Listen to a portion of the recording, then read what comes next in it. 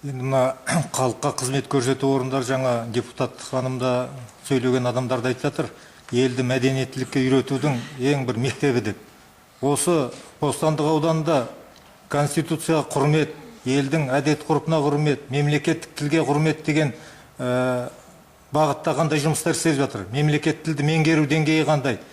Мемлекеттік қызметкерлердің мемлекеттік тілді білмей сол жерде істеуі, мен айтар едім, бұл өте дұрыс емес. Себебі бұл жаңа кімді айтып жатыр, бұл айна деп. Бүкіл биліктің айнасы осы халыққа қызмет көрсету орындар. Сол жерде мемлекеттік тілге деген құрметті қалай көрсетесіз? Мәдениеттіліктің бастауы содан ғой. Мемлекеттік тілді білу, қос тілді білу, ол өте жақсы. Келген азаматқа сол сөйлеген тілінде жауап беру, ол мәдениеттіліктің ең шыңы. Сіз оны қалай түсінесіз? Осы мемлекеттік тілді үйрету, соны қолдану жағынан бір айтып берсеңіз, сіздерде қандай жолға қойылған? Давайте вопрос такой рассмотрим.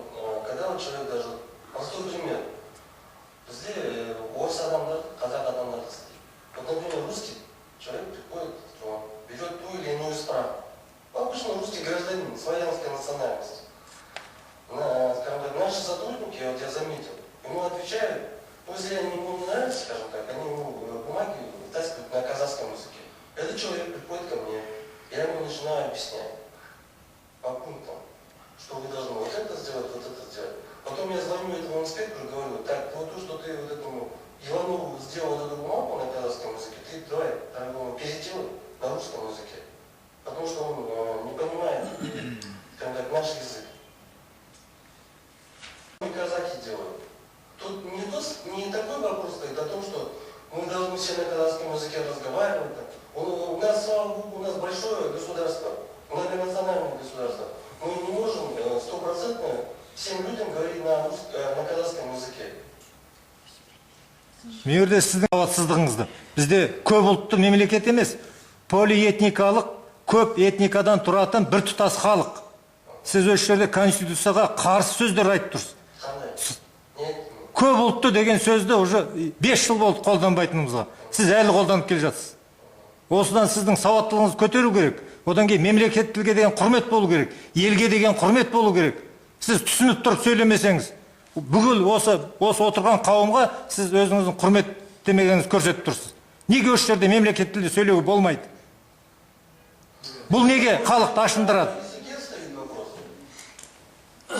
Мәдениеттілікте тұр мәселе, тіл емес. Шөн сауалды түсінбесе қайтем мен? Бұл өш жерде болып жатқан әңгімені түсінді деуге менің сенбеймін. Жарайды. Иә, бір сауал.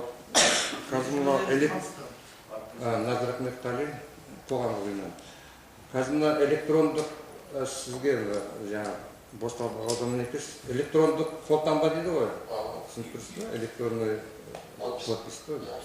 Сол енді кіргізгелі жатыр, оны былай нелерде қазір кезінде барлығын өткізіп жатыр. Сіздерде қалай? Электронный қолтаңба қазір арқылы барлық неге справкалар бере аласыздар ма қазір? Я беріп жатырмын справкалар. Уже кіргіздіңіздер ғой? Қанша уже жарты жыл болды беріп жатырмыз. Рахмет. Сауалдарыңыз бар ма?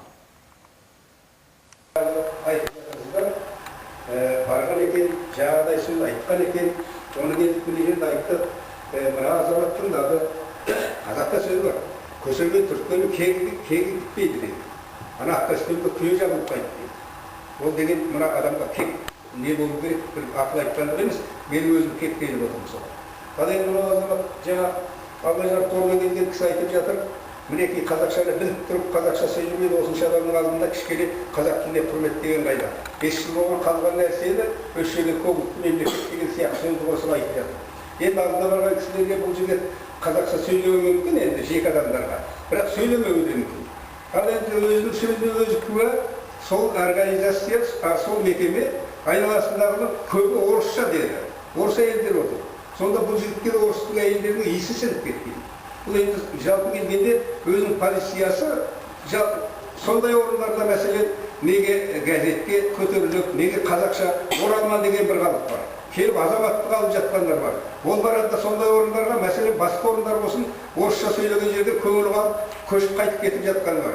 Бір оралма, 10 оралма ана жақтағы 10 адамды Қазақстанды осындай бұлғап барады деген сөз. Сол себептен келгенде, сол орындағы орыстардың қасына қазақ табылмай ма мәселен, осы мәселені көтеруге болмай ма, мәселен мына азаматтың көзіне келмесін. Жаңа бір жерде қазақша сайрап тұр. Бірақ осы адам алдында мемлекеттік тіл деген оның бақайна деп тұрған орысша кетіп жатыр.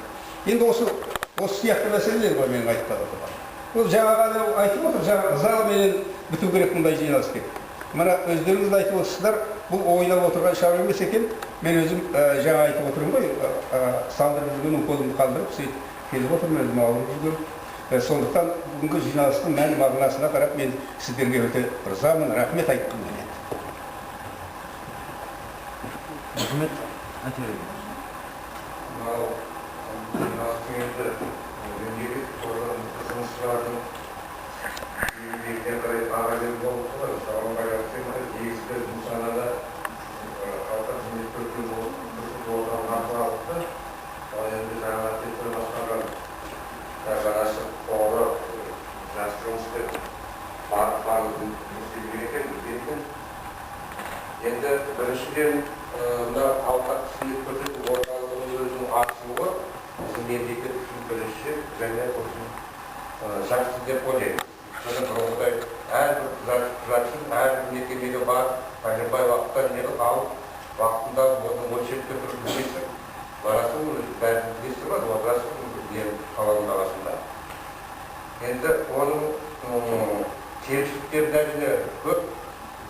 Жаңа бағыттарың айтып жатырсыздар, оны әлі ішінде істеп жатқан адамдар шынын айтқанда соған әлі мамандандырылмаған.